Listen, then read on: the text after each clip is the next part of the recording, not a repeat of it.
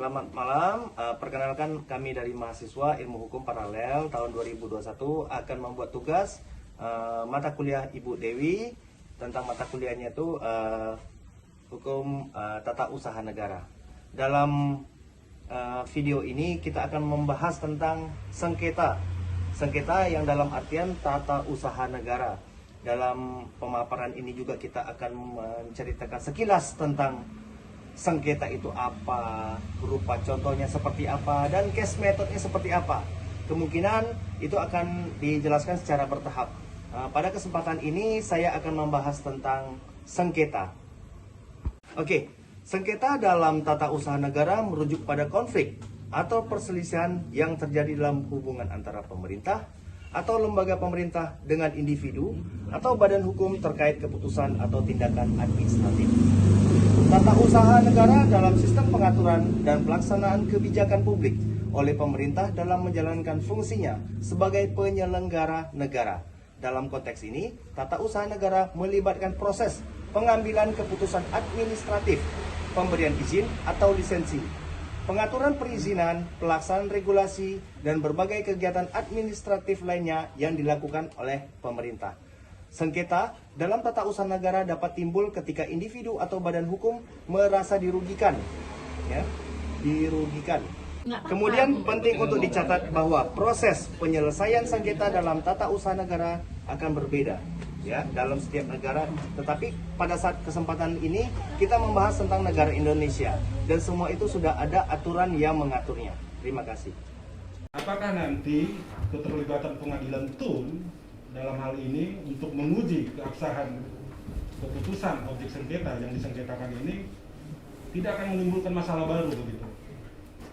Kita punya pengalaman, desain hukum pemilu kita itu orientasinya hanya DKPP, MK, pengadilan umum, sengketa TUN pemilu yang kategorinya sengketa TUN khusus begitu. Persoalan yang timbul hari ini tidak teridentifikasi oleh para pembuat undang-undang dan akan mempengaruhi proses, suka atau tidak suka ini akan mempengaruhi proses begitu. Kami minta nanti dari para ahli bisa membantu kami menjelaskan keterlibatan pengadilan TUN idealnya seperti apa begitu. Baik, teman-teman, berdasarkan apa yang tadi telah disampaikan oleh Pak Andri, kita mendapat saya mungkin dapat mengambil sedikit intisarinya, yaitu pertama, pada dasarnya sengketa tata usaha negara itu terjadi karena adanya seseorang atau badan hukum perdata yang merasa kepentingannya dirugikan oleh satu keputusan tata usaha negara. Ini sebagaimana tertuang dalam Undang-Undang Nomor 5 Tahun 1986 Pasal 1 Angka 3 yang berbunyi yaitu suatu penetapan tertulis yang dikeluarkan oleh badan atau pejabat tata usaha negara yang berisi tindakan hukum tata usaha negara berdasarkan peraturan perundang-undangan yang berlaku. Saya kira itu yang dapat saya ambil kesimpulan. Mungkin nanti dari rekan-rekan silakan. Jadi perkara tata usaha negara itu adalah perkara yang masuk ke dalam lingkungan peradilan di bawah Mahkamah Agung. Perkara yang muncul dalam pengadilan tata usaha negara itu adalah perkara yang di antara atau badan hukum perdata dengan badan atau pejabat tata usaha negara, baik itu yang berada di pusat maupun yang berada di daerah. Sengketa tata usaha negara diselesaikan melalui PT-UN dengan cara mengajukan gugatan tertulis yang berisi tuntutan agar keputusan tata usaha negara yang disengketakan itu dinyatakan batal atau tidak sah. Sedangkan yang dimaksud dengan gugatan pun adalah permohonan yang berisi tuntutan terhadap badan atau pejabat tata usaha negara dan diajukan ke PT-UN untuk mendapatkan putusan. Dalam hal ini yang menjadi tergugat adalah badan atau pejabat hukum yang mengeluarkan berdasarkan kewenangannya. Sengketa yang dapat diselesaikan melalui PT-UN itu antara lain ialah mungkin bisa dijelaskan oleh Fanya atau saya tambahkan menambah sedikit ya. Iya. Sengketa yang dapat diselesaikan melalui PTN ini meliputi 1. Gugatan keputusan tentang perizinan, kemudian ada gugatan keputusan tentang status hukum, hak dan kewajiban, kemudian ada juga gugatan pembatalan sertifikat tanah, ada pemberhentian pejabat daerah, pemberhentian PNS, pemberhentian TNI dan Polri, penurunan pangkat jabatan, penolakan pelantikan pejabatan, dan lain-lain. Oke, namun Mbak Evi, sebelum kita mengajukan gugatan sengketa melalui PTUN ini, kita harus melihat ketentuan, di mana ketentuan ini terdapat dalam pasal 48 Undang-Undang Nomor 5 Tahun 1986 JO, Undang-Undang Nomor 9 Tahun 2004 tentang Peradilan Tata Usaha Negara. Silakan, kami persilakan langsung. Baik, terima kasih yang mulia atas kesempatannya. Jadi untuk keterangan dari ahli Bapak Dr. Hamdan Zulfa, barangkali ada yang ingin disampaikan di dalam pendahuluannya, poin-poin dari keterangan tertulis yang sudah. Kami persilakan. Silakan. Baik, terima kasih. Assalamualaikum warahmatullahi wabarakatuh. Saya langsung fokus saja bahwa menerangkan posisi DKPP dalam struktur kelembagaan negara kita. Nanti kita lihat apa yang menjadi tanggung jawab dan fungsi DKPP. Yang pertama, Undang-Undang Dasar itu menyebut ya, pemilu diselenggarakan oleh suatu komisi pemilihan umum yang bersifat nasional, tetap dan mandiri. Suatu komisi pemilihan umum ini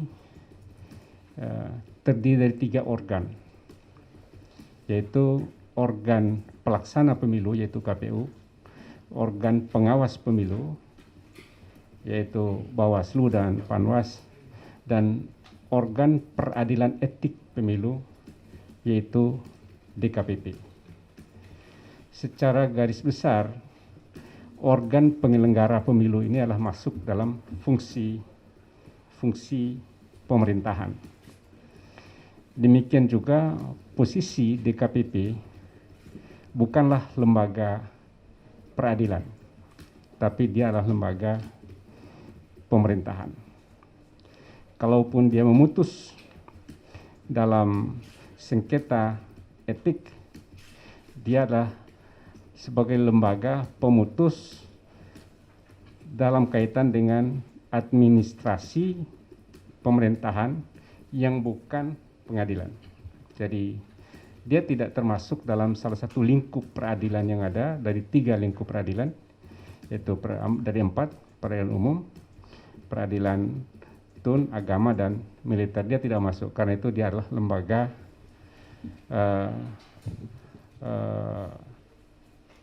organ tun, ya, organ tata usaha negara. Oke, baik teman-teman, hal ini juga sesuai berdasarkan pasal 48 Undang-Undang Nomor 5 Tahun 1986 Junto Undang-Undang Nomor 9 Tahun 2004 tentang Peradilan Tata Usaha Negara. Yang pertama, dalam hal suatu badan atau pejabat tata usaha negara diberi wewenang oleh atau berdasarkan peraturan perundang-undangan untuk menyelesaikan secara administratif sengketa tata usaha negara tertentu, maka sengketa tata usaha negara tersebut harus diselesaikan melalui upaya administrasi yang tersedia. Dan yang kedua, pengadilan baru berwenang memeriksa, memutus, dan menyelesaikan sengketa tata usaha negara sebagai dimaksud ayat 1 jika seluruh upaya administrasi yang bersangkutan telah digunakan. Mungkin ada tambahan dari Mbak Gita? Ya. Jadi selain itu ternyata juga ada yang namanya sengketa tun pemilu, yaitu yang dijelaskan pada latar belakang sebelumnya bahwa sengketa tata usaha negara pemilu itu merupakan sengketa yang baru dikenal setelah lahirnya Undang-Undang Nomor 8 Tahun 2012 tentang Pemilihan Umum Anggota DPR, DPD, dan DPRD. Berdasarkan pasal 268 ayat 1 Undang-Undang Nomor 8 Tahun 2012, yang dimaksud dengan sengketa tata usaha negara pemilu adalah sengketa yang timbul dalam bidang tata usaha negara pemilu antar calon anggota DPRD, DPR, dan DPD provinsi. DPRD kabupaten atau kota, atau partai politik calon peserta pemilu dengan KPU, KPU provinsi, dan KPU kabupaten atau kota. Sebagai akibat dikeluarkannya keputusan KPU, KPU provinsi, dan KPU kabupaten atau kota. Mungkin Abang Akmal bisa tambahin. Oke, selanjutnya ini dalam dalam ayat 2 dinyatakan bahwa sengketa tata usaha negara pemilu merupakan sengketa yang timbul diantaranya 1. KPU dan partai politik calon peserta pemilu yang tidak lolos verifikasi sebagai akibat dikeluarkannya keputusan KPU tentang penetapan partai politik peserta pemilu sebagai dimaksud dalam pasal 17. Dan yang kedua ada KPU provinsi dan KPU kabupaten kota dengan calon anggota DPRD, DPD, DPRD dan provinsi dan DPRD kabupaten atau kota yang dicoret dari daftar calon tetap sebagai akibat yang dikeluarkannya keputusan KPU tentang penetapan daftar calon tetap sebagai dimaksud dalam pasal 65 dan pasal 75. Nah, mungkin ada tambahan dari Bang Kirai. Oh ya, betul. Berdasarkan dari ketentuan yang disebutkan oleh Akmal, dapat dilihat bahwa sengketa tata usaha negara pemilu timbul dikarenakan akibat dikeluarnya keputusan KPU yang berkaitan dengan penetapan partai politik yang lulus atau tidak sebagai peserta pemilu. Dan penetapan lulus atau tidaknya calon DPR, DPRD dan maupun DPRD provinsi dan DPRD kabupaten atau kota, keputusan yang dikeluarkan oleh Komisi Pemilihan Umum, baik itu yang berada di provinsi maupun Komisi Pemilihan Umum yang berada di kabupaten dan kota, dapat menimbulkan pokok sengketa dan dapat dijelaskan. Pokok sengketa apabila partai politik dinyatakan tidak lolos verifikasi. Baik teman-teman, perlu kita ketahui juga apabila di dalam terjadi sengketa dalam tun pemilu, itu yang dapat menjadi pihak penggugat dalam sengketa ini adalah partai politik. Ya, partai politik. Jadi ada partai politik yaitu peserta yang tidak lolos verifikasi. Jadi artinya bagi peserta partai politik yang tidak lolos verifikasi ataupun anggota DPR yang mencalonkan juga yang tidak lolos verifikasi itu dapat kita gugat. Dalam hari ini contohnya seperti daftar calon tetap, terakhir adalah calon anggota DPR kabupaten kota. Jika terjadi sengketa itu dapat kita ajukan atau kita gugat. Itu aja. Selanjutnya penyelesaian sengketa, ya Bang. Penyelesaian sengketa. Penyelesaian sengketa tata usaha negara pemilu mirip dengan penyelesaian sengketa tata usaha negara pada umumnya. Jadi terlebih dahulu harus diselesaikan melalui upaya administratif yang tersedia. Apabila upaya administratif ini telah ditempuh dan penggugat tetap merasa tidak puas, barulah dapat dilakukan penyelesaian dengan mengajukan gugatan ke Pengadilan Tata Usaha Negara. Yang dalam hal ini penyelesaiannya dilakukan oleh Pengadilan Tinggi Tata Usaha Negara. Jadi jangan keliru ya Bang. Ya Bang ke Pengadilan Negeri pula. Pengadilan umum ya Bang. Nggak bisa betul ya Bang ya? Nggak bisa Bang. Tipikor nggak bisa? Nggak bisa Bang. Jadi penyelesaian sengketa tata usaha negara pemilu juga dilakukan oleh Pengadilan Tinggi Tata Usaha Negara setelah terlebih dahulu diselesaikan di Bawaslu. Jadi hal ini didasarkan atas ketentuan pasal 259 ayat 2 Undang-Undang Nomor 8 Tahun 2012 yang menyatakan bahwa sengketa pemilu yang berkaitan dengan verifikasi partai politik, peserta pemilu dan daftar calon tetap anggota DPR, DPD dan DPRD provinsi dan baik itu kabupaten kota diselesaikan terlebih dahulu di Bawaslu. Jadi itu nampak jadi, alurnya gitu Pak. Alurnya gitu, jadi peran Bawaslu nampak di situ ya Pak. Iya Pak. Nah, jadi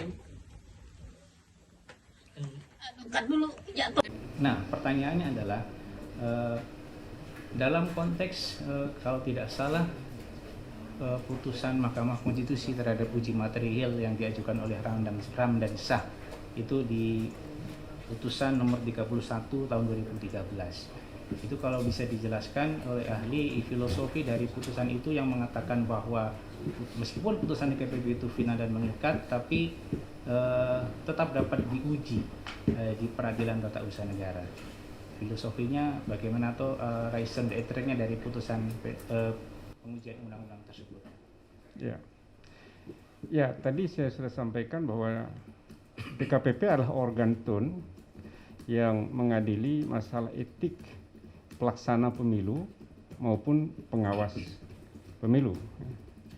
Karena itu kalau boleh saya mencontohkan, sama saja dalam dewan apa namanya di PNS, di Pegawai Negeri Sipil, komisi ya, komisi ASN, ya memutuskan orang berhenti atau tidak, ya itulah posisinya. Jadi karena itu putusan komisi ASN juga sama statusnya dengan keputusan DKPP. Nah, keputusan demikian memang final dan mengikat langsung bisa dilaksanakan, dieksekusi, tapi yang terkena yang bersifat individual final itu boleh membawa kasus itu ke pengadilan tun sebagai ke dalam peradilan tun. Itulah kira-kira filosofi dasar dari makna final dan mengikat. Itu final mengikat itu langsung bisa dilaksanakan dalam internal proses pengangkatan maupun pemberhentian anggota KPU. Kemudian masih melanjutkan hal yang tadi saudara ahli jelaskan. Jadi dalam hal terjadi terdapat keberatan atau pengujian di peradilan tata usaha negara seperti dalam kasus ini misalnya, penggugat berkeberatan terhadap keputusan presiden, namun oleh karena keputusan yang mendasari lahirnya keputusan presiden itu menurut penggugat terdapat beberapa cacat yuridis, diantaranya cacat yuridis tentang prosedur, wewenang, dan substansi. Nah, apakah dari filosofi yang tadi saudara ahli terangkan, yang diuji itu, yang dinilai itu adalah betul putusan DKPP itu sendiri? Ya, final mengikatnya putusan DKPP kan pada saat dieksekusi oleh presiden. Jadi seorang yang sudah diputuskan oleh DKPP kan belum berhenti dia. Berhentinya itu ketika secara administratif dieksekusi oleh presiden. Karena itu memang objek tunnya menjadi keputusan presiden itu.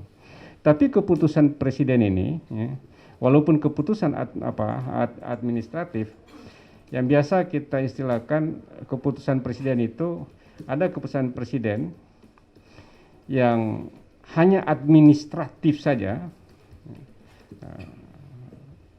sebagai kepala negara, dia hanya memenuhi persyaratan administratif bahwa harus ada keputusan presiden. Sebenarnya proses yang sudah jalan itulah yang menjadi dasar. Sama dengan pengangkatan hakim konstitusi, pengangkatan hakim agung, harus dengan keputusan presiden. Presiden hanya sebagai administratif saja. Jadi kalau dipersoalkan, ya persoalannya adalah pada proses sampai kepada keputusan atau alasan presiden untuk memberhentikan itu dengan adanya usulan misalnya dari karena adanya putusan DKPP. Memang formilnya adalah keputusan presiden, tapi materialnya sebenarnya adalah proses keluarnya keputusan presiden itu yang didasari oleh keputusan DKPP. Dan keputusan DKPP itulah yang menjadi persoalan. Jadi presiden tidak bisa persoalkan, presiden tidak bisa menolak, ya, apapun keputusan DKPP karena presiden hanya bersifat administratif mengeluarkan keputusan. Kira gitu. Jadi kesimpulannya yang dinilai dalam gugatan ini memang adalah soal putusan DKPP itunya ya. Ya betul. Betul. Kemudian selanjutnya tadi memperdalam keterangan ahli bahwa DKPP salah satu dari penyelenggara pemilu di bidang penegakan etik. Nah, meskipun demikian, kalau menurut doktrin bahwa meskipun dia organ tata usaha negara, tapi ketika dia menjalankan tugas yudikatif atau mengadili, lembaga itu tunduk pada asas-asas peradilan, misalnya due process of law dan audit et alteram partem gitu. Nah, dalam hal misalnya terjadi suatu proses yang tidak due process of law, misalnya karena suatu aduan sudah dicabut.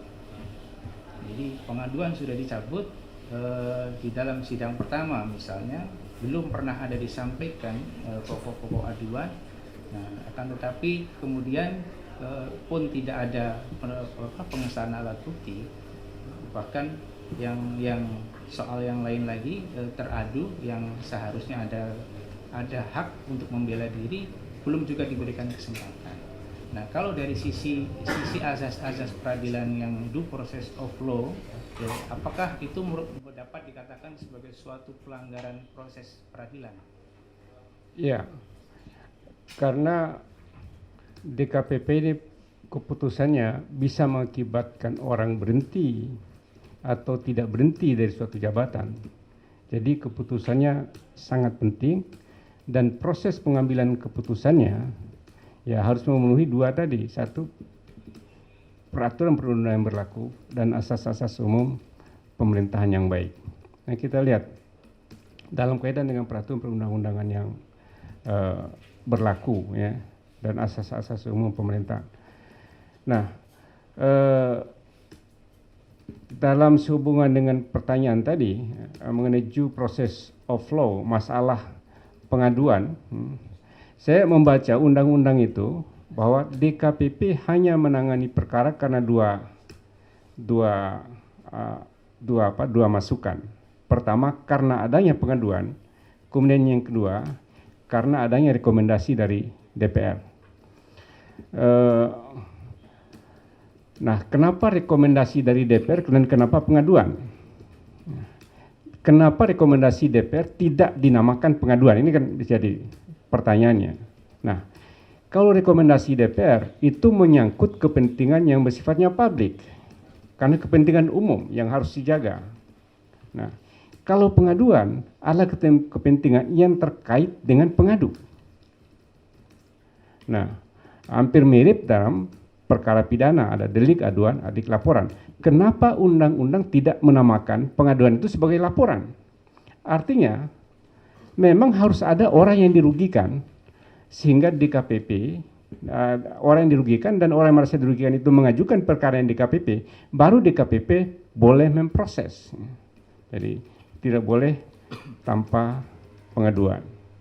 Nah, karena itu, logikanya adalah, kalau tidak ada pengaduan, maka tidak ada perkara etik atau tidak ada rekomendasi, tidak ada perkara etik di KPP.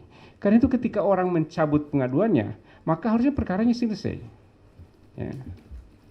Jadi sedikit agak privat, walaupun tidak betul-betul privat, ya, karena dengan istilah pengaduan itu. Jadi kalau perkara dicabut, harusnya itu juga tidak diproses. Karena orang yang mengadu di situ kan dia punya legal standing karena kepentingan terganggu maka dia mengadu, ya. Mengadu, kalau dia cabut harusnya itu selesai persoalan. Baik, kemudian kalau dalam praktek saudara ahli kan pernah menjadi ketua hakim konstitusi dan ketua Mahkamah Konstitusi. Kalau misalnya kita perbandingkan dalam praktek peradilan di Mahkamah Konstitusi, ketika sebuah permohonan, baik permohonan uji material maupun permohonan perselisihan hasil, dalam hal sebuah permohonan itu dicabut, apakah menurut hukum acara pada umumnya dan khususnya di MK itu mutlak berhenti atau bisa dilanjut dengan alasan tertentu? Ada dua, tergantung perkaranya. Kalau perkara PHPU, karena itu berkaitan dengan kepentingan para pihak, ketika para pihak mencabut harus digugurkan. Tapi kalau perkara pengujian peraturan perundang-undangan itu berkaitan dengan kepentingan publik, tidak mudah untuk dicabut. Karena berkaitan dengan kepentingan publik, kalau sudah masuk dan sudah berproses, maka terserah pertimbangan kepada Mahkamah Konstitusi, karena itu berkaitan dengan kepentingan publik. Jadi, Tapi kalau gugatan PHPU, kalau yang mencabut ya sudah selesai, Mahkamah Konstitusi tidak boleh mencampuri terlalu jauh. Ya, Mas, di PHPU juga termohonnya adalah KPU juga. Ya. Nah, kemudian tadi dalam konteks pengujian undang-undang tadi saudara ahli menerangkan ketika permohonan itu dicabut tergantung dari berpulang kepada Mahkamah Konstitusi. Tapi misalnya dalam konteks memang proses persidangan itu belum pernah berjalan. Jadi pada saat sidang pertama, sidang pendahuluan permohonan dicabut itu dalam praktek apakah pernah ada yang dilanjut atau itu otomatis menjadi berhenti? Tidak pernah ada. Ya. Kalau baru dimasukkan kemudian dicabut, ya sudah selesai. Kecuali biasanya pengujian undang-undang itu sudah berjalan, sudah dengar apa saksi, ahli, sudah pembuktian, kemudian dicabut. Nah ini terserah pada pertimbangan Mahkamah Konstitusi. Tapi kalau belum apa-apa, belum berproses, sudah dicabut, itu langsung diputus gitu, di NO gitu. Baik, masih berkaitan dengan praktek hukum acara di peradilan ya, meskipun DKPP tidak berada di bawah yudikatif. Ini berkaitan dengan quorum atau syarat untuk pengambilan keputusan. Dalam peraturan DKPP nomor 3 2017 disebutkan bahwa rapat pleno yang adalah rapat pleno secara tertutup untuk membahas, memusyawarahkan dan memutus perkara pelanggaran kode etik pemilu yang dihadiri oleh 7 orang. Kecuali dalam keadaan tertentu dihadiri paling sedikit oleh 5 orang anggota DKPP. Nah, dalam hal musyawarah untuk mengambil putusan itu kurang dari 5, tadi kan ditetapkan hukum acaranya adalah 5 gitu. Nah, menurut ahli apa akibat hukumnya dan filosofi dari quorum itu sendiri itu bagaimana? Ya, jadi kalau kita buka di Undang-Undang Pemilu hanya menyatakan bahwa ketentuan mengenai hukum acara, pembelaan diri dan seterusnya itu diatur dalam peraturan DKPP. Artinya undang-undang mendelegasikan kewenangan pengaturan itu dalam peraturan DKPP. Nah, peraturan DKPP itu adalah hukum yang mengikat ketika sudah ditetapkan sebagai peraturan perundang-undangan.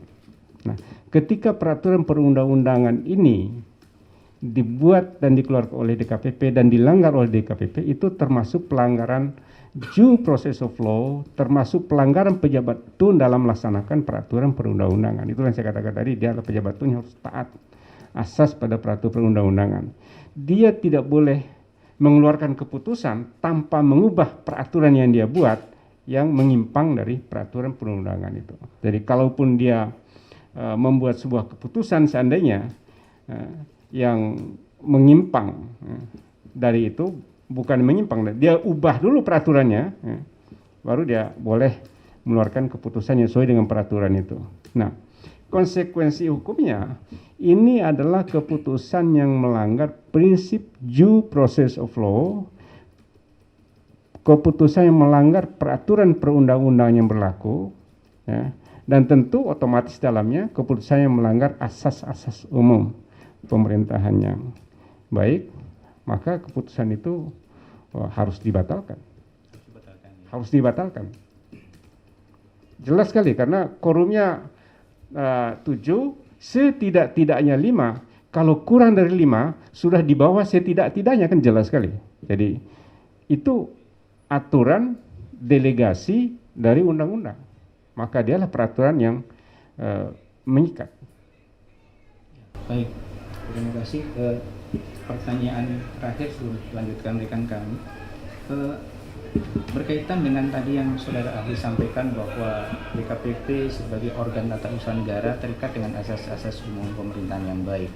Nah, di dalam asas-asas umum pemerintahan yang baik itu juga ada yang namanya larangan untuk adanya konflik of interest. Nah, adanya larangan konflik of interest. Misalnya itu tujuannya adalah untuk memagari agar tidak satu pun dari anggota pemutus yang diuntungkan mungkin ya larangannya. Nah, dalam hal diketahui ada satu dokumen dokumen yang ditetapkan oleh DPR RI Komisi 2 bahwa salah satu anggota yang memutus adalah daftar tunggu dari KPU pengganti PAW. Dalam proses pemberhentian ini terlibat ikut memutus. Nah, apakah dalam prinsip conflict of interest itu masuk kategori sebagai prinsip yang melanggar ketidakberpihakan, sebagai suatu bentuk conflict of interest, dan suatu bentuk tindakan yang menguntungkan salah satu anggota pemutus? Menurut ahli bagaimana? Dalam melihat kasus seperti ini, ya, pertama memang menghadapi suatu dilema, ya. Dilema pertama bahwa syarat quorum harus dalam jumlah sekian. Ya. Kemudian yang kedua, ada anggota yang konflik of interest, itu dilema. Karena itu harus dilihat secara kasuistis. Ada tidak dalam pengambilan keputusannya itu yang kelihatannya menyimpang dari asas-asas umum pemerintahan yang baik atau peraturan perundang-undangan sehingga memang ada konflik of interest gitu. Jadi harus dilihat secara kasuistis karena itu dalam posisi yang dilema. Ya. Jadi harus dilihat dalam satu rangkaian keputusan itu dikeluarkan ada nggak asas-asas umum pemerintahan yang baik, ya. Kemudian yang kedua ada tidak pelanggaran peraturan perundang-undangan yang berlaku sehingga keputusan itu dikeluarkan. Nah, kenapa bisa sampai pelanggaran? Maka bisa ditemukan situ ada konflik of interest dengan mudah sekali. Karena itu ini saya katakan ini harus kasuistis betul untuk melihat ada tidaknya konflik of interest karena di sisi yang lain dia tidak boleh mundur karena kalau enggak tidak bisa juga mengambil keputusan kalau kita mengambil posisi quorum. Ya, saya kira itu. Ya, baik, memperdalam sedikit soal itu. Jadi ada sebuah video persidangan pertama. Jadi karena itu disiarkan live di media sosial Facebook, itu terekam betul bagaimana proses dari awal sampai dengan terakhir 11 menit sidang pertama tersebut. Nah, apakah misalnya dari audio visual itu kita bisa melihat dengan kasat mata bahwa anggota pemutus itu yang ada di dalam daftar pengganti PAW itu yang paling aktif berkehendak untuk tidak menerima pencabutan pengaduan? Apakah itu bisa menjadi petunjuk bahwa itu ada konflik of interest?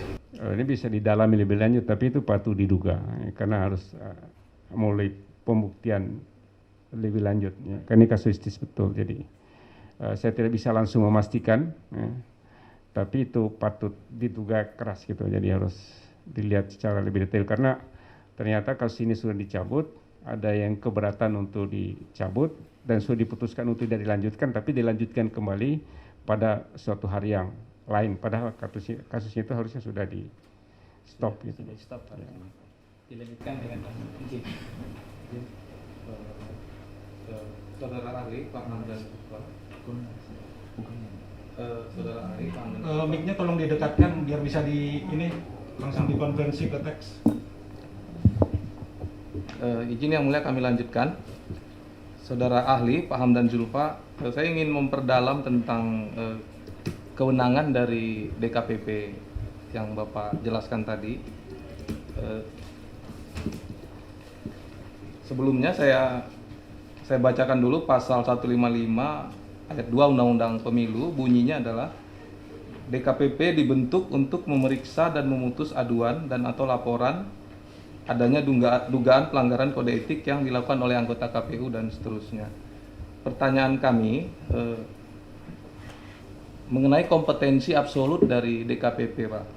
Kira-kira menurut saudara ahli, apakah DKPP berwenang atau memiliki kompetensi absolut untuk menguji keputusan atau tindakan hukum KPU yang lahir dari kewenangan KPU? Ini mungkin dilihat secara kasuistis ya. Dalam kasus apa mungkin bisa dilihat tadi. Agak sulit kita tarik yang umum. Tapi dalam banyak kasus ya,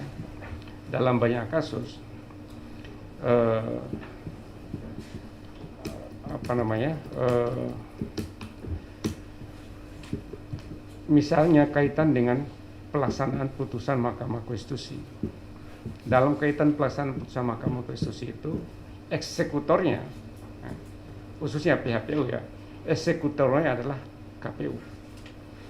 KPU lah yang memiliki kewenangan untuk menafsirkan dan memahami putusan Mahkamah Konstitusi. Ini dalam banyak kasus itu banyak sekali. Nah, sementara di mana kewenangan DKPP? DKPP boleh melihat pelaksanaan kewenangan eksekusi dari Komisi Pemilihan Umum, tapi hanya melihat dari sisi etiknya. Dia tidak boleh mengambil keputusan lebih jauh tentang penafsiran, tentang penafsiran dari pelaksanaan putusan oleh eksekutor. Itu karena dilihat pada sisi etiknya itu tadi. Jadi penafsiran, apalagi keputusan yang diambil secara kolektif kolegial oleh satu lembaga.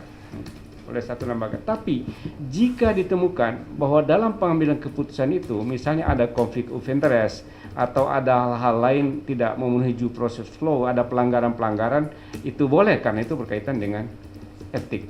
Tapi sepanjang perbedaan pemahaman penafsiran terhadap putusan MK, maka dia tidak boleh mengintervensi lebih jauh ke situ kecuali di sana ada unsur-unsur konflik of interest atau pelanggaran etik yang terjadi. Ya, kami pertajam lagi, perdalam lagi, saudara ahli, tentang kewenangan DKPP tadi, batas kewenangan DKPP. Kami ada mengajukan bukti di dalam persidangan ini, putusan Mahkamah Konstitusi nomor 115 tahun 2013. Kuasa penggugat, poin-poin yang saudara tanyakan sudah termuat terang benderang di keterangan ahli. Kami, menurut hemat kami, kalau tidak ada hal lain di luar yang sudah diterangkan di pendapat tertulis, barangkali kita kasih kesempatan dulu ke tergugat. Siap ya. Gitu ya? Ya, cukup. Kami persilakan tergugat untuk mengajukan pertanyaan kepada ahli. Siap. Saudara ahli, selamat sore. Kalau boleh saudara ahli jelaskan sebagai pakar hukum tata negara terkait dengan kewenangan DKPP ini adalah memeriksa, sebagaimana tadi disampaikan, adalah memeriksa dugaan pelanggaran etik. Dalam hal ini, ketika DKPP menyatakan dalam putusan terdapat pelanggaran etik, apakah itu sesuai dengan kewenangan yang dimiliki oleh DKPP? Ya, kewenangannya cuma sampai kepada kesimpulan dia ada pelanggaran etik atau tidak, ada proses due process of law, karena setiap tindakan dari organ tun harus berdasarkan due process of law. Dalam hal ini, ketika membuktikan adanya due process of law yang dilanggar atau tidak dilanggar, apakah tepat jika yang menjawab itu adalah presiden? Ya, presiden harusnya kan hanya pengambil administratif yang terakhir saja. Harusnya itu yang melaksanakan itu harus dengar dengan baik, yaitu DKPP harus memberikan keterangan untuk sejelas-jelasnya tentang kenapa sampai kepada keputusan itu. Pasti presiden karena kewajiban administratifnya tinggal tanda tangan saja, dia tidak boleh nolak, tidak dalam posisi itu. Dalam hal ini presiden memang tidak ada kewenangan untuk menilai putusan DKPP dalam hal ini. Tidak ada, betul. Dia hanya melaksanakan saja. Dia melaksanakan mengeluarkan suatu keputusan karena itu administratif. Terkait dengan tadi poin ini disampaikan oleh pihak tergugat, saudara ahli, terkait dengan pencabutan laporan atau pencabutan pengaduan. Namun izin yang mulia, pasal 19 menyatakan dalam hal pengaduan telah dicatat dan berita acara verifikasi dicabut pengadu, DKPP tidak terikat dengan pencabutan pengaduan dan atau laporan. Dalam hal ini, ketika DKPP melanjutkan pemeriksaan etik, apakah DKPP bertentangan dengan ketentuan ini? Ya, dari sisi DKPP, ya, karena dia melaksanakan peraturan yang dia buat. Tapi dari sisi hukum dan pengadilan boleh menyimpang dari itu sesuai dengan prinsip menegakkan keadilan. Boleh, ya. Tapi DKPP tidak boleh karena dia demi keadilan berdasarkan ketentuan Yang Maha Esa bersifat seperti hakim di pengadilan yang mengeluarkan putusan berdasarkan keadilan. dia terikat pada peraturan perundang-undangan yang berlaku dan asas pemerintahan yang baik. Itu beda dengan hakim pengadilan. Terikat pada peraturan perundang-undangan berlaku Ya. termasuk peraturan DKPP nomor Ya. 3 tahun 2017. Kemudian dalam hal ini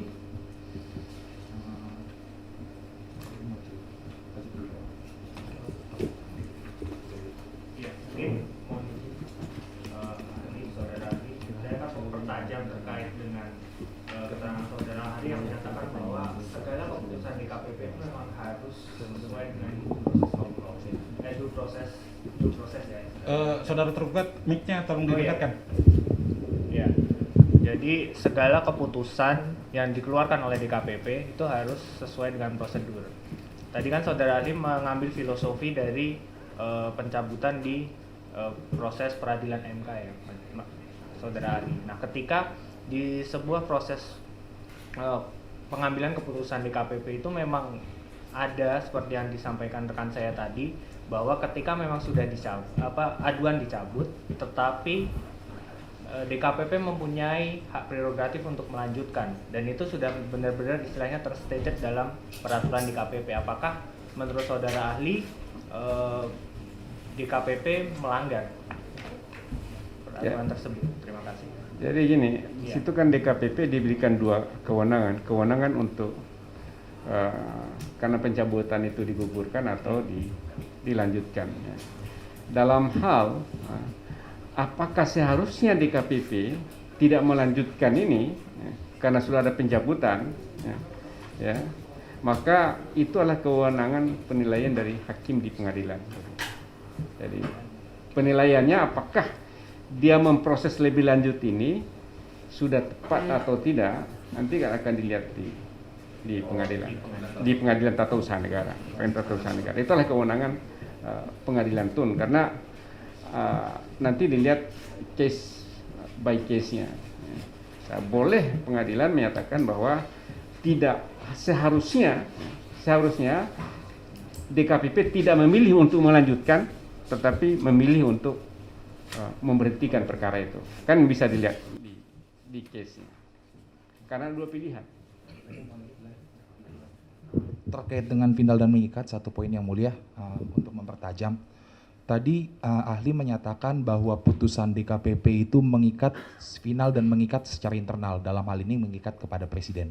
Dengan demikian sebenarnya pihak yang dirugikan tetap bisa mengajukan keberatan terhadap putusan DKPP tersebut sebagai suatu objek gugatan tun, karena dia merupakan keputusan tun. Dalam hal ini apakah dimungkinkan pihak yang merugikan mengajukan gugatan petun langsung terhadap putusan DKPP tersebut? Kalau saya bisa saja, tapi karena sudah ada sampai kepada keputusan presiden itu menjadi final, dan individual dan final itu ada di situ. Karena keputusan DKPP sendiri belum menyelesaikan masalah, harus ada tindak lanjut dalam bentuk keputusan presiden. Dalam hal itu terkait dengan menggugat keputusan presiden, maka materi yang digugat adalah seharusnya objek gugatan itu ya untuk keputusan presiden. Padahal sementara tadi saudara Hali katakan bahwa keputusan presiden ini keputusan tun yang sifatnya administratif, tidak ada hal-hal material di dalamnya, itu ada di putusan sebelumnya yaitu putusan DKPP. Nah makanya objek putusannya adalah keputusan presiden, dan putusan presiden tidak mungkin keluar kalau tidak ada putusan DKPP. Siap. Kalau putusan DKPP harus dipersalahkan, maka otomatis nanti keputusan presiden bisa dibatalkan. Berarti yang harus dipermasalahkan adalah putusan DKPP. Betul. Oke. Dalam hal itu berarti ketika ini permasalahan adalah putusan DKPP, pihak yang juga harus ada dalam pembuktian ini adalah DKPP, karena dia yang mengeluarkan putusan DKPP tersebut. Ya, DKPP harusnya hadir memberikan keterangan, karena objek ini sekali lagi objek keputusan tun yang digugat adalah keputusan presiden, karena itulah yang final. Tapi keputusan DKPP itu karena putusan presiden hanya administratif. Betul. Maka problemnya kan di DKPP. Di putusan DKPP sebagai proses yang tidak terpisahkan dengan keputusan presiden. Siap. Maka objeknya itu memang di keputusan presiden. Udah betul. Siap. Dalam hal ini mohon izin yang mulia meneruskan lagi sekali lagi terkait dengan tata usaha negara ini. Dalam hal objek gugatan ketika nanti dinilai oleh majelis hakim bertentangan dengan peraturan perundang-undangan atau OPB, maka yang dicabut adalah objek gugatan. Ya, betul. Betul. Dalam hal ini ketika objek gugatan adalah keputusan presiden, yang dicabut hanya keputusan presidennya, tidak bisa mencabut putusan DKPP-nya. nanti tentu kaitan terserah kepada permohonan. Jadi nanti kewenangan hakim. Untuk menilai apa ya sesuai dengan apa ya. Ya siap. Sementara cukup yang mulia. Baik, dari kami pertanyaan yang kami ingin ajukan kepada ahli, misalkan suatu putusan pengadilan begitu yang yang membebankan kepada penyelenggara pemilu, dalam hal ini KPU, putusan tersebut kemudian menimbulkan penafsiran atau keraguan-raguan bagi penyelenggara pemilu untuk melaksanakannya begitu. Demikian, partai politik calon peserta pemilu yang merasa kepentingannya dirugikan oleh keputusan KPU yang menyatakan tidak lolos verifikasi, dan calon anggota DPR, DPD, dan DPRD provinsi maupun calon DPRD kabupaten atau kota yang merasa dirugikan karena dicoret dari daftar calon tetap, maka harus diselesaikan terlebih dahulu di Bawaslu.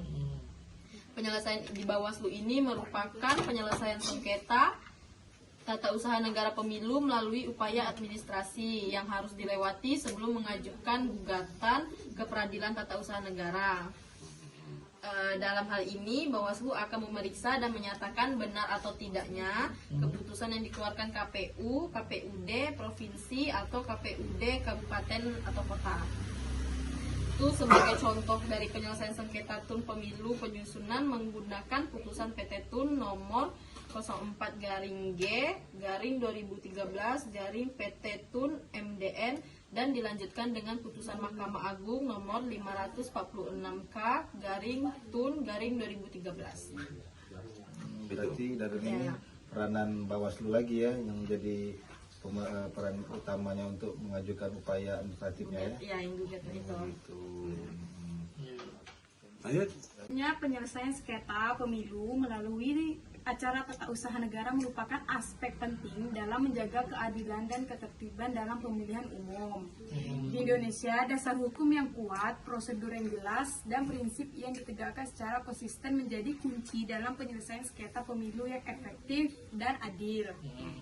Namun, tantangan-tantangan yang dihadapi seperti waktu terbatas dan keterbatasan sumber daya memerlukan upaya untuk meningkatkan efektivitas seperti penyelesaian sengketa pemilu. Dengan penguatan kapasitas, keterbukaan, kerjasama, dan partisipasi masyarakat yang lebih baik, diharapkan penyelesaian sengketa pemilu melalui hukum acara tata usaha negara dapat terus meningkatkan integritas dan kepercayaan publik terhadap proses demokrasi di Indonesia. Di kasus itu di mana sengketa pemilu gubernur provinsi di kota X misalnya kan. Nah, pada pemilihan gubernur ini itu terjadi sengketa hasil pemilihan yang diputuskan oleh Komisi Pemilihan Umum atau KPU di provinsi tersebut. Nah, salah satu kandidat yang merasa dirugikan itu mengajukan permohonan penyelesaian sengketa pemilu melalui hukum acara tata usaha negara ke MA. Oke. Habis itu prosesnya tuh gimana sih? Itu prosesnya penyelesaian sengketa pemilu itu dimulai dengan pendaftaran permohonan di MA. Kemudian permohonan itu harus memenuhi persyaratan yang ditetapkan oleh MA, termasuk alasan yang jelas dan buktinya cukup. Setelah permohonannya lengkap tuh persidangannya boleh langsung dimulai. Oke. Masukkan ke persidangannya kan udah mulai nih. Nah, di persidangan tuh pihak-pihak yang terlibat termasuk pemohon, termohon itu mempresentasikan argumennya, itu kayak bukti yang mereka ajukan gitu kan. Terus hakim tuh kalau misalnya udah dengarkan argumen dari kedua belah pihak ini, mempertimbangkan bukti yang diajukan dan melakukan pemeriksaan terhadap kesaksian dari saksi yang dihadirkan pada persidangan. Oke, terus di tahap persidangan ini prinsip-prinsip dari hukum acara tata usaha negara ini seperti keadilan, kepastian hukum, dan keterbukaan itu dijunjung tinggi. Nah, untuk memastikan proses yang adil terus transparan juga gitu. Nah, kalau misalnya sidangnya udah selesai kan, MA tuh udah ngeluarin putusan.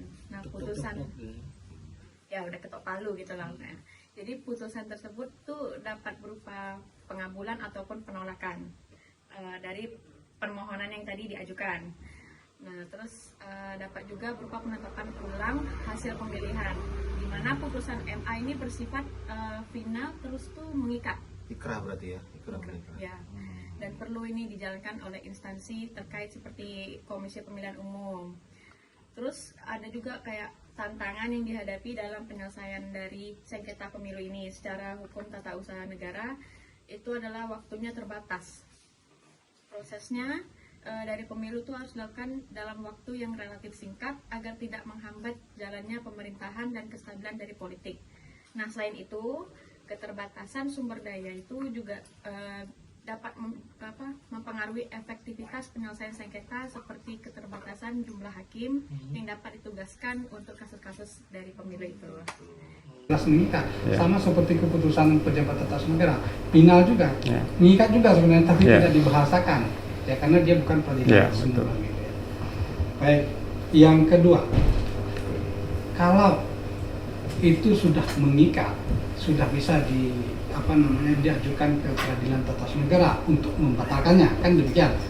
Kalau misalnya yang digugat itu adalah keputusan presidennya yang digugat, bagaimana keadaan hukum dari DKPP tersebut? Apakah dia masih hidup atau tidak? Karena ini tidak dibahas sama sekali atau tidak dijadikan objek di pengadilan tata usaha negara, sementara putusan akhirnya yang dari presiden itu sudah kita batalkan, seandainya dibatalkan. Bagaimana posisi dari putusan DKPP? Putusan DKPP itu sendiri dengan pembatalan, katakanlah ini ada pembatalan dari pengadilan terhadap keputusan presiden, maka tentunya itu akan menyasar pada penilaian terhadap keputusan DKPP. Tidak mungkin keluar putusan yang membatalkan keputusan presiden tanpa penilaian terhadap keputusan DKPP, karena itulah sebagai sebab adanya keputusan presiden. Karena itu putusan pertimbangan dalam putusan pengadilan itulah yang menentukan bahwa ada pelanggaran terhadap peraturan perundang-undangan dan asas-asas umum pemerintahan yang baik dalam keputusan DKPP, keputusan DKPP yang berakibat pada putusan akhir yang dikeluarkan pada presiden itu yang harus dibatalkan. Jadi ini satu rangkaian putusan satu kesatuan dengan keputusan presiden. Ya. Kalau saya ilustrasikan dengan norma, misalnya norma di atas ketika dibatalkan maka segala sesuatu norma yang di bawahnya ikut batal. Betul. Apakah ini sama saudara ahli ingin mengatakan bahwa ketika putusan presiden itu dicabut sama artinya dengan atau kedudukan dari putusan DKPP itu tidak berlaku lagi? Tidak berlaku lagi, karena dengan demikian, karena tidak mungkin, karena eksekusi putusan DKPP kembali kepada presiden. Keputusan presiden sudah dibatalkan, sudah dibatalkan, maka akan menyasar langsung mau tidak mau kepada putusan DKPP, kan tidak mungkin lagi bisa dilaksanakan. Ya. Karena pola di peradilan tata usaha negara itu kan ada prosedur dan substansi. Ya. Kalau hanya menilai pola prosedur dan substansi keputusan presiden kan sedikit sekali, maka menyasar kepada DKPP. Baik, yang kedua mengenai pencabutan, saya dua pertanyaan lagi. Karakteristik setiap peradilan itu berbeda-beda, perdata berbeda, kemudian tata usaha negara berbeda, kemungkinan rule di dalam DKPP berbeda, Mahkamah Konstitusi berbeda. Hanya saja prinsip umum ada mewakili individu, ada juga mewakili kepentingan publik. Kalau di DKPP tadi ada pelaporan individu, ada atas dasar permintaan dari DPR. Kemudian kalau di Mahkamah Konstitusi ada PHPU, ada juga HUM. HUM itu berbeda karakteristiknya dengan yang satu. Kalau di peradilan tata usaha negara ada step-step. Pencabutan gugatan itu bisa serta-merta pengadilan menyatakan harus ya kewajiban pengadilan karena sudah dicabut itu mengeluarkan penetapan pencabutan manakala belum ada jawaban dari tergugat.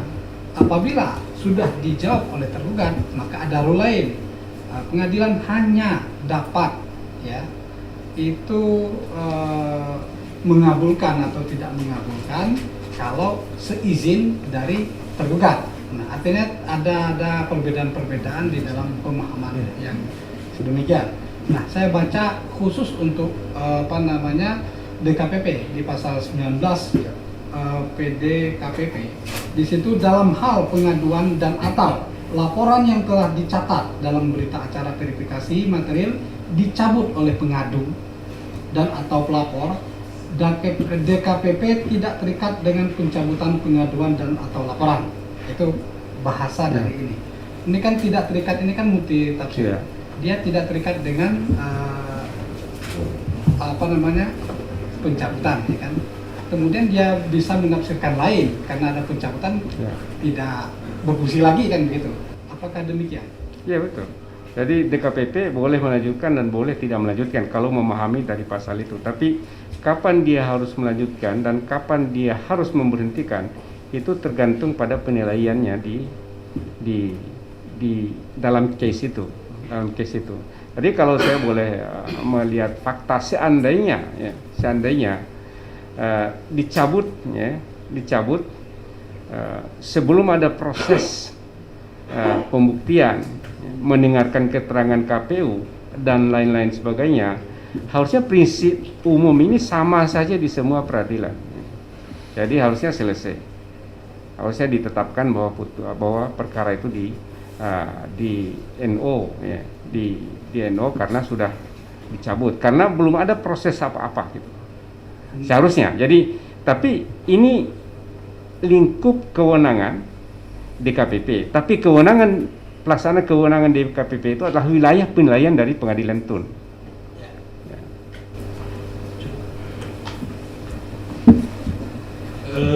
Pak Sapat ada? Mungkin terakhir ini dari majelis. Tadi sebagaimana ditanyakan oleh rekan kami bahwa DKPP berwenang untuk meneruskan pemeriksaan walaupun pengaduan tersebut telah dicabut, dan itu diatur melalui peraturan DKPP begitu.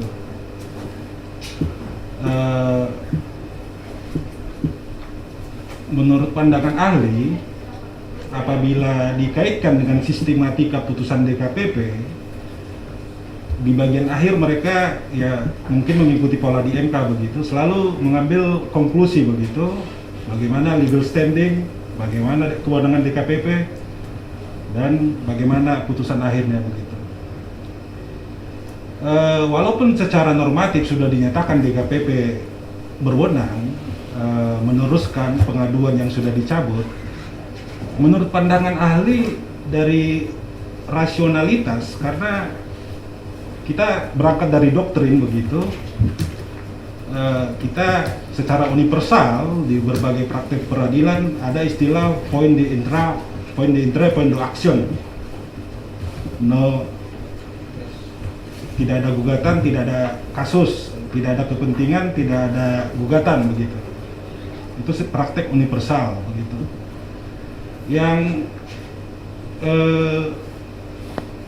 menjadi persoalan sekarang, bagaimana menjelaskan bahwa ketika DKPP menyimpulkan si pengadu memiliki legal standing, dan itu dinyatakan dalam case ini begitu, padahal dari segi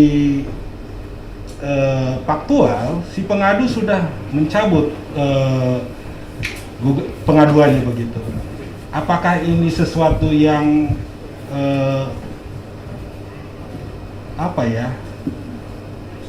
kalau istilah Belanda redelijk begitu, proporsional, masuk akal begitu? Bagaimana menurut pengalaman ahli terkait sistematika hukum acara yang seperti itu dalam praktek begitu? Ya memang pada akhirnya kapan DKPP harus melanjutkan atau tidak melanjutkan untuk melaksanakan aturannya itu pada kepantasan, kepatutan, dan kepentingan yang dijaga. Karena kenapa saya tadi memberikan kemungkinan itu, bisa saja ada kepentingan publik yang dijaga. Ya. Kalau dalam perkara perdata yang sudah prosesnya panjang, proses ini ya itu kepentingan kita sudah panjang, jadi ada kepentingan lain yang dijaga. Tapi kalau dalam kasus seperti ini belum ada pembuktian, belum ada apa-apa dan dicabut, tidak ada kepentingannya lagi untuk melanjutkan perkara itu. Ya. Ini saya kira jelas karena kenapa orang dikatakan memiliki legal standing, karena dia punya kepentingan. Sementara kepentingannya sudah tidak ada, dia sudah cabut. Ketika diputuskan jadi masalah baru, pasti jadi masalah baru karena bisa kepentingan yang lain-lain terganggu. Jadi karena itu dari sisi kepantasan, kepatutan disitulah harusnya dinilai, dan itu masuk wilayah Tun untuk melihat perkara ini secara kasuistis. Dari kami cukup. Penggugat ini kita masih banyak ahli lain begitu yang harus kita gali keterangannya begitu. Menurut kami kalau tidak ada hal-hal lain yang di luar yang sudah diterangkan di pendapat tertulis, rasanya kita lebih baik mendengar keterangan ahli berikutnya begitu. Satu penegasan baik pada ahli ini.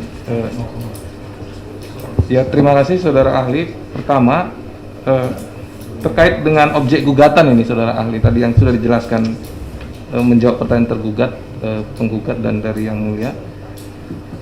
Putusan DKPP itu, yang putusan DKPP tadi, apakah bisa langsung dijadikan objek gugatan sebelum Presiden menerbitkan Kepresnya? Ya, kalau menurut saya bisa. Ya. Tapi apakah keputusan Presiden tidak boleh menjadi objek gugatan? Bisa juga. Kemudian penyusunan gugatan dengan objeknya keputusan Presiden dan mendalilkan putusan DKPP sebagai positanya, apakah itu tepat juga? Problemnya begini kalau jadi, saya sedikit kalau objek putusannya DKPP, putusan DKPP, sementara keputusan Presiden sudah keluar, itu jadi persoalan. Jadi karena itu, kalau sudah keluar keputusan Presiden, maka keputusan Presiden masih menjadi objek gugatan. Tapi kalau belum keluar keputusan Presiden, maka objeknya adalah keputusan DKPP. Kalau saya. Cukup ya? Cukup ya. Tergugat? Satu lagi majelis. Mohon izin ahli, ketika ahli menyatakan bahwa memang putusan DKPP dapat diuji dalam peradilan Tun. Kemudian apabila kita menggunakan konsep argumentum a contrario, di situ adalah bagaimana jika misalkan yang diuji ini adalah peraturan DKPP-nya, kemudian itu dibatalkan oleh hakim, seandainya ini dibatalkan oleh hakim, kemudian peraturan Presiden itulah yang dicabut kembali berdasarkan putusan hakim yang membatalkan putusan DKPP. Jadi dasarnya dulu kalau bagaimana pendapat ahli? Terima kasih. Ya, nggak bisa karena tadi kalau sudah keluar keputusan Presiden itulah menjadi objek. Jadi tidak bisa kita hanya menggugat putusan DKPP kemudian dibatalkan oleh pengadilan misalnya, baru ini ujungnya belum. Jadi karena itu objeknya adalah putusan Presiden. Tapi kalau belum keluar itu bisa menjadi objek putusan DKPP. Izin majelis, kenapa kita tanyakan ini karena tadi menarik yang disampaikan hakim anggota tadi terkait dengan struktur undang-undang. Ketika undang-undang dibatalkan, otomatis peraturan di bawahnya seperti PP itu batal semua. Tapi ketika suatu peraturan pemerintah dibatalkan, tidak otomatis undang-undangnya hapus. Kenapa tadi kita bingung di posisi? Langsung ke pertanyaan aja Pak. Kita posisinya bingung ketika keputusan Presiden dicabut, apakah otomatis? Sekali lagi, apakah otomatis putusan DKPP cabut karena dia tidak menjadi objek gugatan, saudara ahli? Nah ini tadi jadi ini kan satu rangkaian. Tentu keputusan Presiden ini bisa dibatalkan kalau terjadi kesalahan pada keputusan DKPP, karena Presiden tidak bisa hanya karena pekerjaan administratif, maka karena kesalahan di sana, tentu di sana walaupun tidak jadi objek, tentu sasarnya adalah keputusan DKPP itu. Walaupun putusan DKPP juga belum tentu salah begitu. Ya. Cukup, terima kasih. Ya. Terima kasih. Jadi kepada ini ya sidang ya, perlu kami sampaikan bahwa ketika kami ditugasi oleh ketua pengadilan untuk memeriksa perkara ini, kami mencoba mengidentifikasi semua peraturan yang terkait. Kami sudah memanggil DKPP untuk masuk sebagai pihak dalam perkara ini. Itu kepentingannya apa? Satu, supaya tergugat bisa disupport dari segi pembuktian begitu dan memberikan dalil-dalil argumen. Tetapi DKPP bersikeras tidak bisa didudukan sebagai tergugat, katanya di Peradilan Tun berdasarkan putusan MK 13/2013 begitu. Itu hak yang bersangkutan, tapi kewajiban hukum yang melekat kepada kami sudah semaksimal mungkin mencoba pihak-pihak yang terkait untuk masuk. Kami melihat juga dalam perkara ini relevansinya Bawaslu, karena putusan DKPP menurut Undang-Undang 7/2017 diawasi oleh Bawaslu begitu. Namun di internal kami juga timbul perdebatan bahwa ini yang menjadi objek sengketa adalah keputusan presiden, bukan keputusan DKPP ansih begitu. Jadi proses terakhir kami belum melihat urgensinya Bawaslu untuk masuk sebagai pihak. Jadi perlu informasi juga, kami sedang memeriksa juga perkara-perkara lain yang subjek tergugatnya langsung DKPP selain presiden begitu. Kepada ahli, di luar apa yang ditanyakan oleh majelis, oleh penggugat dan tergugat, adakah barangkali pandangan ahli bagaimana idealnya pengadilan untuk bersikap dalam masalah ini? Karena konon kabarnya pemilu kita itu salah satu yang paling rumit, salah satu penyebabnya kenapa rumit, banyak sekali lembaga yang terlibat, campur tangan begitu katanya. Ini menjadi sesuatu yang problematis bagi kami pengadilan agar kami strict on the power begitu, kami tidak menambah kewenangan, tidak mencampuri yurisdiksi lembaga lain begitu. Kira-kira apa pandangan ahli kepada pengadilan, dalam hal ini Pengadilan Tun yang diberi tanggung jawab untuk menyelesaikan sengketa dalam permasalahan ini? Ya, jadi sekali lagi bahwa keputusan KPU ya, termasuk dalam 3 tadi ya, Bawaslu dan DKPP adalah bagian dari pelaksanaan keputusan bentuk tindakan organ tata usaha negara, kecuali berkaitan dengan penetapan hasil pemungutan suara. Penetapan hasil pemungutan suara itu bukan menjadi objek Tun, karena sama tadi KPU hanya menetapkan saja hasil dari berita acara yang ada. Oleh karena itu, tentunya seluruh pelanggaran-pelanggaran administratif yang dilakukan oleh KPU menjadi kewenangan Tun untuk mengadilinya. Ya. Jadi tapi memang undang-undang dalam hal tertentu sudah memberikan batas-batas karena berkaitan dengan jadwal dan proses pemilu. Karena itu pentingnya pengadilan itu memutuskan dalam batas-batas tertentu ditentukan oleh undang-undang. Tapi ketika batas-batas itu tidak ditentukan, maka tentu secara proporsional.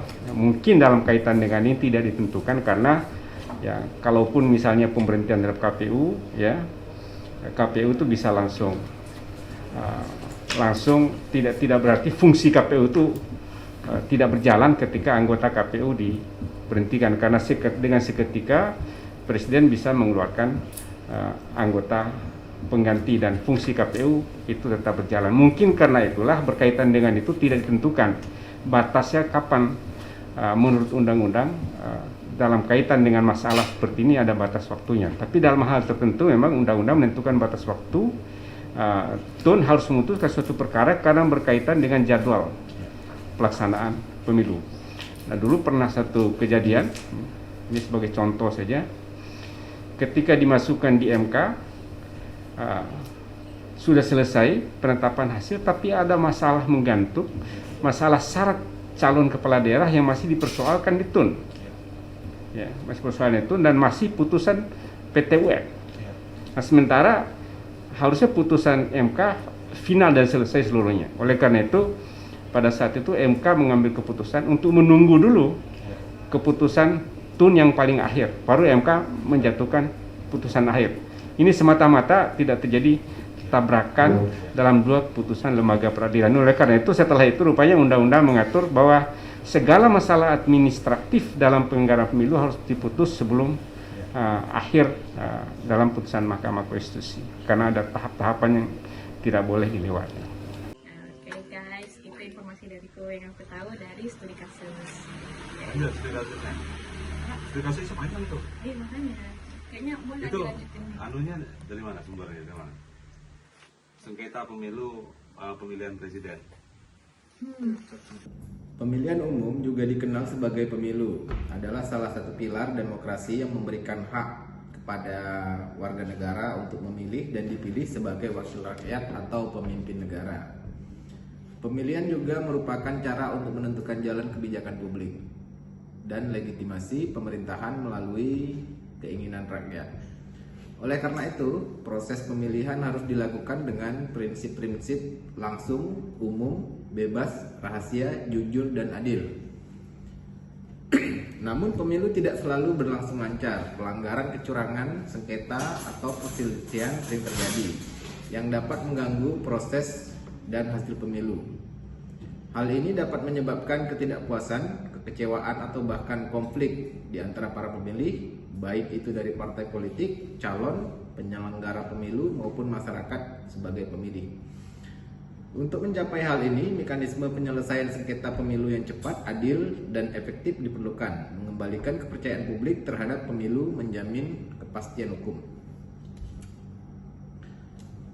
Peradilan Tata Usaha Negara atau yang biasa kita kenal dengan PT UN adalah lembaga khusus di bawah Mahkamah Agung yang berwenang untuk menyelesaikan sengketa pemilu di Indonesia. PT UN bertanggung jawab untuk menyelesaikan sengketa tata usaha negara, orang atau badan hukum perdata dengan badan atau pejabat tata usaha negara karena dikeluarkannya keputusan tata usaha negara. PT UN memiliki otoritas untuk menangani sengketa terkait proses pemilu yang berkaitan dengan aspek administrasi. Ini termasuk penetapan partai politik yang akan berpartisipasi dalam pemilu, penetapan pasangan calon presiden dan wakil presiden, penetapan calon tetap anggota DPR, DPD, dan DPRD, serta penetapan daftar pemilih tetap. Bawaslu memiliki kewenangan untuk menerima, memeriksa, dan menyelesaikan laporan pelanggaran pemilu serta merekomendasikan kepada KPU untuk membatalkan keputusan tata usaha negara yang dianggap kontroversial. Undang-Undang Nomor 7/2017 Pasal 22 Ayat 1. Jalur yudisial adalah upaya penyelesaian sengketa yang dilakukan oleh PT UN, lembaga peradilan khusus di bawah Mahkamah Agung. PT UN memiliki kewenangan untuk mengadili sengketa tata usaha negara dalam pemilu yang tidak memenuhi syarat untuk diajukan ke Mahkamah Konstitusi. Undang-Undang PT UN Pasal 47 Ayat 1 atau tidak dapat diselesaikan oleh Bawaslu. Untuk menjaga kualitas dan integritas pemilu serta mewujudkan keadilan bagi peserta pemilu, penyelesaian sengketa tata usaha negara dalam pemilu di PT UN sangatlah penting. Namun, penyelesaian sengketa juga menghadapi banyak masalah dan hambatan. Ini termasuk keterbatasan sumber daya manusia, sarana dan prasarana, waktu, aksesibilitas, koordinasi, konsistensi, dan kualitas putusan. Oleh karena itu, penelitian dan evaluasi harus dilakukan tentang hukum acara tata usaha negara dalam penyelesaian sengketa pemilu di Indonesia.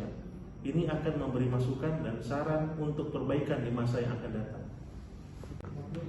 Menurut Ansori, Hukum acara tata usaha negara adalah kumpulan aturan yang mengatur bagaimana pencari keadilan bertindak atau berperilaku di pengadilan serta bagaimana pengadilan menangani sengketa tata usaha negara. Sengketa yang terjadi dalam bidang tata usaha negara antara individu atau badan hukum perdata dengan badan atau pejabat tata usaha negara sebagaimana akibat dari keputusan tata usaha negara disebut sebagai sengketa tata usaha negara dalam ketentuan Undang-Undang PTUN pasal 1 ayat 1. Nah, kemudian dalam pemilu sengketa tata usaha negara dapat terjadi antara Komisi Pemilihan Umum atau KPU atau Badan Pengawas Pemilu Bawaslu, badan atau pejabat tata usaha negara yang mengeluarkan keputusan tentang proses pemilu dan calon partai politik penyelenggara pemilu atau masyarakat pemilih. Ya. Proses pemilihan mencakup langkah-langkah seperti menentukan partai politik yang akan berpartisipasi dalam pemilu dan menetapkan pasangan calon presiden dan wakil presiden, daftar calon tetap anggota DPR, DPD, dan DPRD, serta daftar pemilih tetap. Ini diatur dalam Perma nomor 5 tahun 2017 pada pasal 1 ayat 2. Nah, kemudian ada dua jalur yang ditempuh, yaitu administrasi dan yudisial, untuk menyelesaikan sengketa tata usaha negara dalam pemilu. Jalur administratif adalah upaya penyelesaian sengketa yang dilakukan oleh Bawaslu sebagai lembaga pengawas pemilu yang independen dan profesional.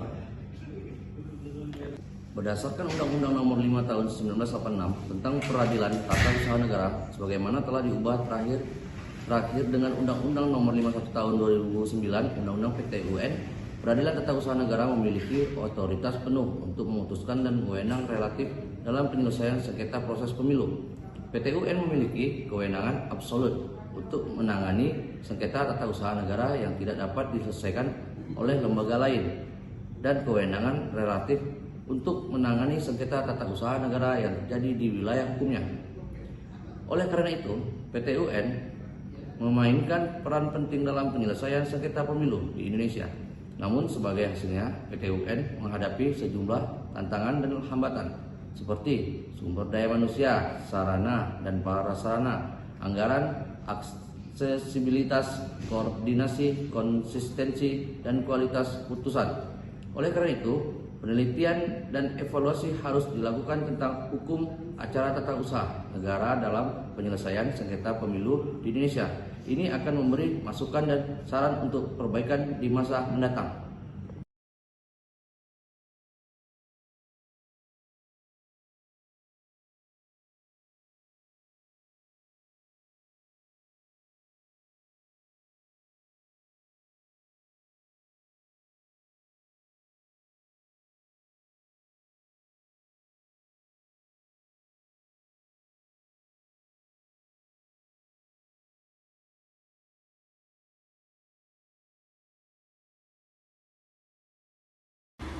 Pak Zulham mau bertanya sedikit masalah hukum acara dalam hukum acara peradilan tata usaha negara, kan hampir sama tuh dengan hukum acara peradilan umum, yaitu untuk perkara perdata.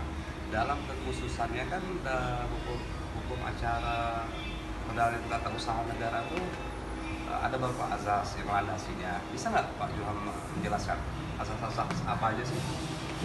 Jadi yang setahu aku Bang, yang kita pelajari juga untuk asas di peradilan tata usaha negara itu ada 3 Bang.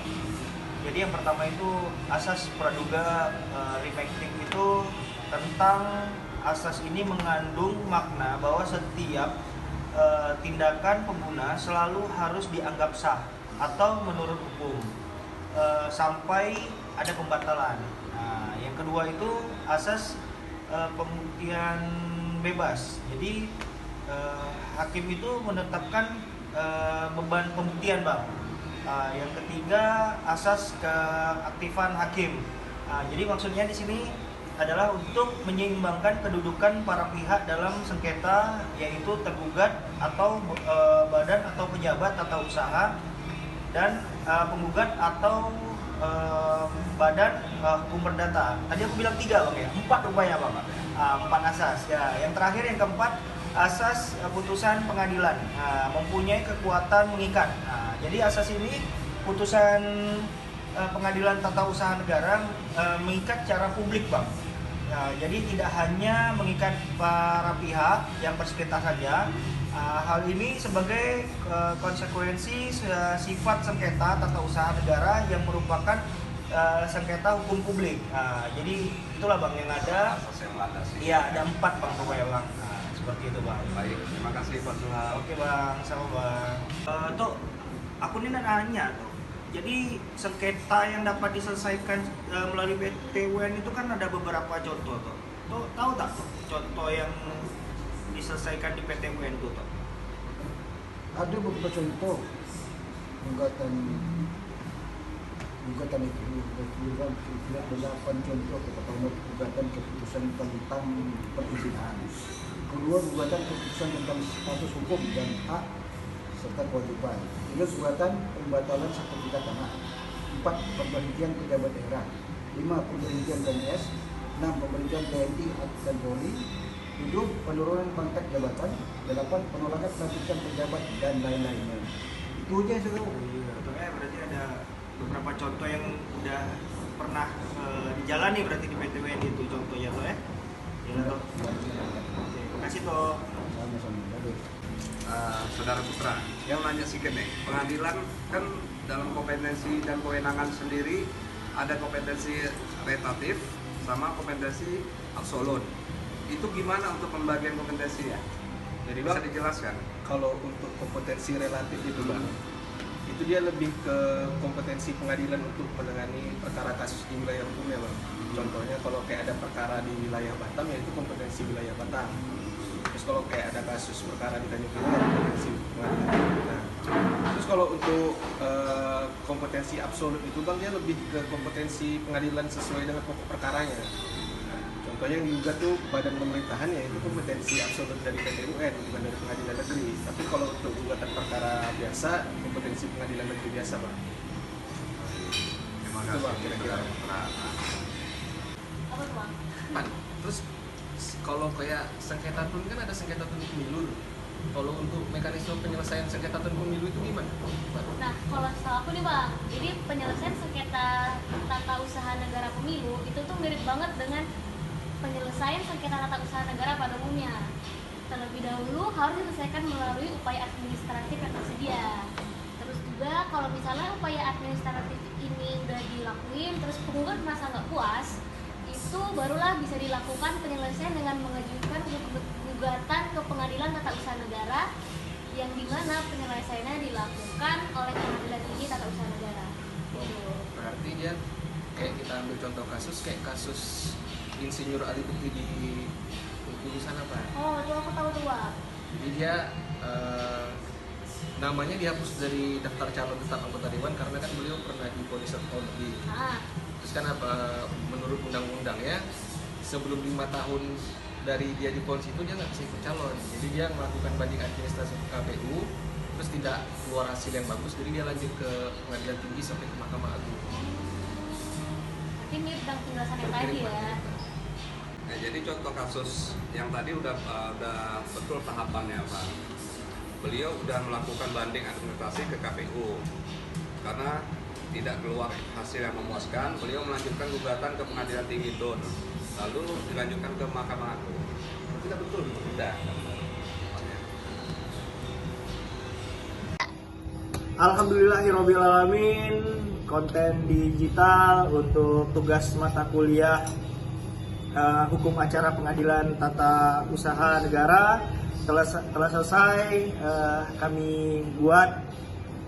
Terima kasih banyak untuk Ibu dosen kami, Ibu Dr.